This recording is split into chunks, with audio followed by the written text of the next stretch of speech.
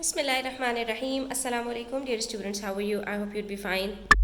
New syllabus Oxford primary mathematics book 5A में हमारा revision 2B start हो रहा है पेज नंबर 167 के ऊपर। तो यहाँ पर हमारे पास कुछ क्वेश्चंस हैं जो इक्विवेलेंट रेशोज से रिलेटेड हैं, जैसा कि आप देख सकते हैं यहाँ पर स्क्रीन्स के ऊपर। ठीक है, तो हम इसको सॉल्व करेंगे, वीडियो एंड तक देखिएगा, स्किप मत कीजिएगा। ये बहुत ही इंपॉर्टेंट टॉपिक होता है और अगर आप इसको जो है कुछ टिप्स के साथ सीख लें तो फिर आपका इसके ना गलती करने के चांसेस जो है बहुत मिनिमाइज हो जाते हैं। ठीक है, तो देखते हैं यहाँ पर हमें किस तरह से सॉल्व करना है। इन्होंने देखें हमें यहाँ पर इक्विवेलेंट फ्रैक्शंस दिए हैं, इक्विवेलेंट फ्रैक्शंस नहीं, इक्विवेलेंट रेशोज। इक्विवेलेंट रेशोज और इक्विवेलेंट फ्रैक्शंस में ज़्यादा डिफरेंस नहीं होता, इसमें सिर्फ फ़र्क होता है कि यहाँ पर जो रेशो होता है ये आपके पास हॉरिजॉन्टली लिखा होता है, यानी एक ही लाइन में लिखा होता है, जबकि जो आपके फ्रैक्शंस होते हैं इसी को अगर आप वर्टिकली लिख दें, जैसे कि आपके पास यहाँ पर जो फर्स्ट रेशो लिखा है आप उसको फ्रैक्शन में लिख दें, जैसे 49/42 करके, तो ये आपका बन जाता है इक्विवेलेंट फ्रैक्शन। अब इज इक्वल्स टू है बीच में, उसके बाद यहाँ पर 7 है और डिनोमिनेटर में हमारे पास जो है वो मिसिंग है। तो अब यहाँ पर हमें इस डिनोमिनेटर को फाइंड आउट करना है, तो ये बिल्कुल भी मुश्किल बात नहीं है। सिंपल आपने देखना है कि कहाँ पर आपके पास दोनों जो है वो नंबर्स मौजूद हैं। तो हमने देखा यहाँ पर न्यूमरेटर्स हमारे पास मौजूद हैं, हम इनका रिलेशन देखेंगे। यहाँ पर 49 और 7 के बीच में क्या रिलेशन है, तो 7 के टेबल में 49 आता है।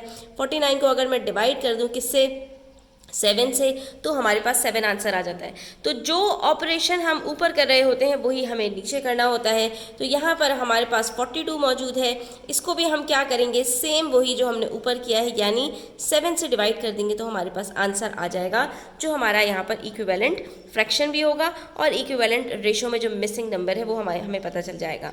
तो 7 के टेबल में 42 कब आता है, 6 टाइम्स, और ये देखिए हमारे पास यहाँ पर ये 6 आ गया और ये बन जाएगा हमारा 7:6 का। ठीक है, तो ये आप देख सकते हैं कि यहाँ पर हमने सिंपली क्या किया कि जो हमारे पास यहाँ पर रेशो मौजूद था हमने इसको फ्रैक्शन में लिखा और हमारे पास आंसर आ गया। ये तो हमारे पास तब होगा स्टूडेंट्स जब हमारे पास जो रेशो है उसमें 2 क्वांटिटीज़ गिवन हो, जैसे कि यहाँ पर भी है हमारे पास, आप देख सकते हैं 4:5 गिवन है, तो इसको भी हम ऐसे लिखेंगे 4/5, बीच में इज इक्वल्स टू है, उसके बाद न्यूमरेटर हमारे पास आ जाएगा 32, लेकिन डिनोमिनेटर मिसिंग है तो इसकी जगह पर हम बॉक्स बना देंगे। अब न्यूमरेटर हमारे पास दोनों गिवन है तो हम इसका रिलेशन देखेंगे। अब ये 4 हमारे पास यहाँ पर जो पहला फ्रैक्शन है उसके अंदर हमारे पास छोटा नंबर है और दूसरे फ्रैक्शन में बड़ा नंबर है, तो डेफिनेटली हमने मल्टीप्लाई करना है। 4 के टेबल में 32 कब आता है, 4 8s are 32, तो यहाँ पर भी हमने 8 से मल्टीप्लाई करना है और जो हमारे पास आंसर आएगा वही हमारा यहाँ पर मिसिंग नंबर होगा। ठीक है, तो इसका मतलब ये हुआ कि 4:5 बराबर होता है 32:40 के, जैसे कि यहाँ पर हमारे पास 49:42 बराबर होता है 7:6 के। ठीक है, तो सिर्फ इसके अंदर हमने क्या करना है, सिंप्लीफिकेशन कर रहे हैं या मल्टीप्लिकेशन कर रहे हैं। अब ये तो हो गई बात कि अगर हमारे पास 2 क्वांटिटीज़ गिवन है, लेकिन अब आप देख सकते हैं कि अब हमारे पास जो नंबर गिवन है उसके अंदर हमारे पास 3 क्वांटिटीज़ गिवन है, तो कोई मसला नहीं है, अब हमारे पास 3 फ्रैक्शंस बन जाएंगे। सबसे पहला वाला जो है हमारे पास 52, उसके साथ हमने जो उसके कॉरस्पॉन्डिंग इक्वल्स टू के बाद पहली क्वांटिटी है वो लिखनी है, तो यहाँ पर हमारे पास वो मिसिंग है, हमने उसकी जगह पर डब्बा बना दिया। उसके बाद हमारे पास पहला इज इक्वल्स टू आएगा, क्योंकि जैसे ही दूसरी क्वांटिटी आएगी आपने यहाँ पर इज इक्वल्स टू लगाना है। अब यहाँ पर हमारे पास क्या है स्टूडेंट्स, ठीक है, एक तरीका तो ये है कि जिस तरह से हम यहाँ पर कर रहे हैं कि अब हम यहाँ पर, जैसे कि यहाँ पर हमने इनको फ्रैक्शंस बनाया था, हम इसको यहाँ पर इस तरह फ्रैक्शंस नहीं बना रहे, बल्कि हम क्या कर रहे हैं कि हम कॉरस्पॉन्डिंग वैल्यूज़ को फ्रैक्शंस बनाएंगे। ठीक है, यानी पहली वैल्यू के साथ पहली वैल्यू का फ्रैक्शन बनाएंगे, दूसरी वैल्यू के साथ दूसरी का और तीसरी वैल्यू के साथ तीसरी का। ठीक है, तो यहाँ पर हमारे पास आ जाएगा 20/5 और तीसरी क्वान्टिटी में आ जाएगा 40/10। ठीक है, अब हमने क्या करना है स्टूडेंट्स के, हमने जो ये फ्रैक्शंस बनाए हैं इसी को सॉल्व करना है, यानी हम 10 और 40 के बीच में जो है वो रिलेशन देखेंगे। तो आप देख सकते हैं कि 10 को 4 से मल्टीप्लाई करो तो 40 आ जाता है। ठीक है, इसी तरह से 5 और 20 में भी आपको यही रिलेशन मिलेगा, यानी कि 4 से मल्टीप्लाई करेंगे तो 5 4s are 20 हो जाता है। तो इसका मतलब है यहाँ पर भी हमें कोई ऐसा नंबर चाहिए कि मैं 4 से मल्टीप्लाई करूँ और मेरे पास 52 आ जाए, यानी मुझे 52 को 4 से डिवाइड करना है और मेरे पास आंसर आ जाएगा। तो हम यहाँ पर 4 से डिवाइड करके देख लेते हैं, हमारे पास आंसर आ रहा है 13, तो ये हमारे पास यहाँ पर आ जाएगा 13। ठीक है, एक तरीका तो ये हो सकता है कि आप इस तरह से फ्रैक्शंस बनाकर इसको सॉल्व कर लीजिए, जो रिलेशन आपको मिलेगा तो वही मिसिंग नंबर के अंदर भी रिलेशन होगा और वहाँ पर आपके पास आंसर आ जाएगा। ठीक है, लेकिन अगर ये तरीका आपको मुश्किल लगता है, कंफ्यूजिंग लगता है कि भाई ऊपर तो हमने अपने अपने फ्रैक्शंस बनाए थे, जो जो हमारे पास रेशोज़ गिवन थे वो सही तरीका भी था, कि तो सिर्फ हम आंसर निकालने के लिए इस तरह से कर रहे हैं, तो यहाँ पर आप एक तरीका और भी देख सकते हैं स्टूडेंट्स, कि आप यहाँ पर कोई सा भी एक रेशो उठाएं। ठीक है, पहले रेशो में से कोई सी भी एक क्वांटिटी उठाएं, जैसे कि मैंने यहाँ पर 40 उठाई है।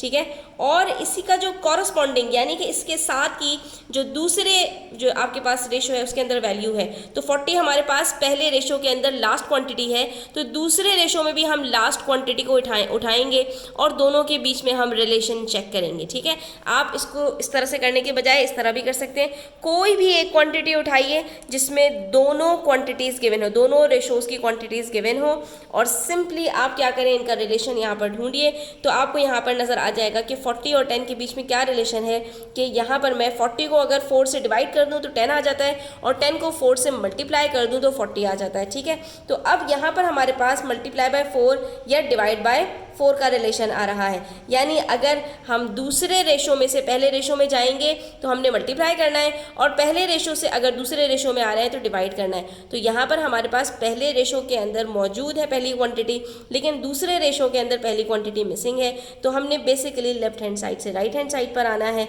तो यहाँ पर आप देख सकते हैं कि क्वांटिटी को हम क्या कर रहे हैं, डिवाइड कर रहे हैं 4 से, तो यहाँ पर भी 52 को हम 4 से डिवाइड करेंगे और हमारे पास जो आंसर आएगा वो हमारी मिसिंग वैल्यू हो जाएगी। ठीक है, उसके बाद हमारे पास है यहाँ पर दूसरा रेशो, जिसके अंदर इन्होंने हमें दो जो वैल्यूज़ हैं वो मिसिंग दी हैं। ठीक है, तो अब यहाँ पर आपकी मर्ज़ी है कि अगर आप इसी तरह से करना चाहते हैं तो आप इसी तरह से कर लीजिए, और अगर आप इस तरह से करना चाहते हैं तो इस तरह से कर लीजिए। हम पहले इस तरीके से करके देख लेते हैं।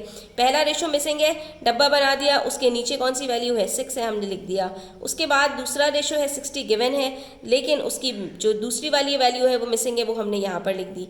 उसके बाद जो तीसरा रेशो 270 और उसके नीचे जो 9 है, ये दोनों हमारे पास गिवन है, तो हम इसकी मदद से यहाँ पर इसको सॉल्व करेंगे। ठीक है, तो अब आप यहाँ पर दोनों के बीच में रिलेशन देख लीजिए या यहाँ पर दोनों के बीच में रिलेशन देख लीजिए, दोनों सूरत में आपको आंसर आपका मिल जाएगा। बेसिकली यहाँ पर हम क्या कर रहे हैं, 270 को 9 से डिवाइड करके देख रहे हैं, तो 9 के टेबल में 27 कब आता है, 9 3s are 27 और 0 एज इट इज़। तो इसका मतलब है कि हम इसको 30 से मल्टीप्लाई कर रहे हैं, तो हमारे पास ये 270 आ रहा है। और यहाँ पर भी हमें यही करना पड़ेगा कि जो नंबर यहाँ पर मिसिंग है उसको 30 से मल्टीप्लाई करेंगे तो 60 आएगा। इसका मतलब ये हुआ स्टूडेंट्स कि हम जब ऊपर से नीचे आएंगे तो हमने डिवाइड करना होगा, तो किससे डिवाइड करना होगा, 30 से डिवाइड करना होगा। 60 को आप 30 से डिवाइड करके देख लीजिए, आपके पास आंसर क्या आता है, 0 से 0 कट और बच गया हमारे पास 3 1s are 3 3 2s are 6। तो ये हमारा यहाँ पर आंसर क्या आएगा स्टूडेंट्स, 2 आंसर आ जाएगा। इसी तरह से यहाँ पर भी हमने अब जब नीचे से ऊपर जाना है तो हमने क्या करना है, 30 से मल्टीप्लाई करना है,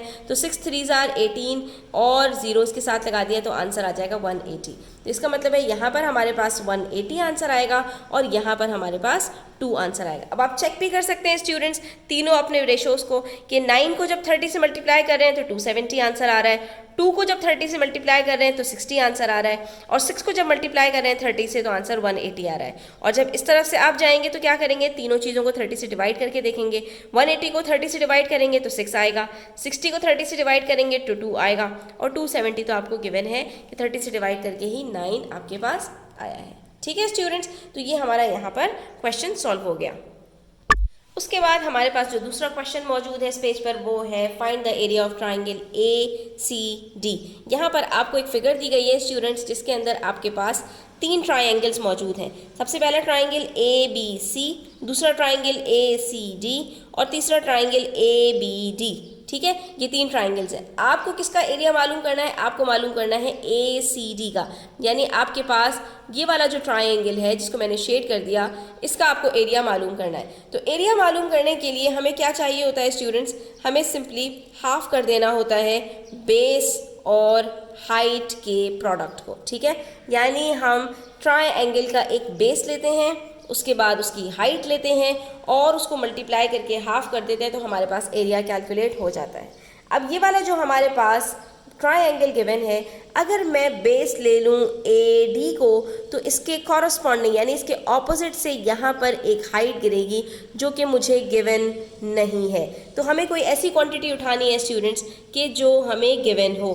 तो हम यहाँ पर बेस तो उठा लेंगे, बेस तो गिवन है, लेकिन इसके अगेंस्ट में जो हाइट है वो गिवन नहीं है, इसलिए हम ए डी को यहाँ पर बेस नहीं ले सकते। उसके बाद हम चेक करेंगे कि क्या हम ए सी को यहाँ पर बेस ले सकते हैं। तो आप देख सकते हैं ए सी की तो यहाँ पर लेंथ ही गिवन नहीं है, तो ये भी हमारे पास बेस नहीं हो सकती।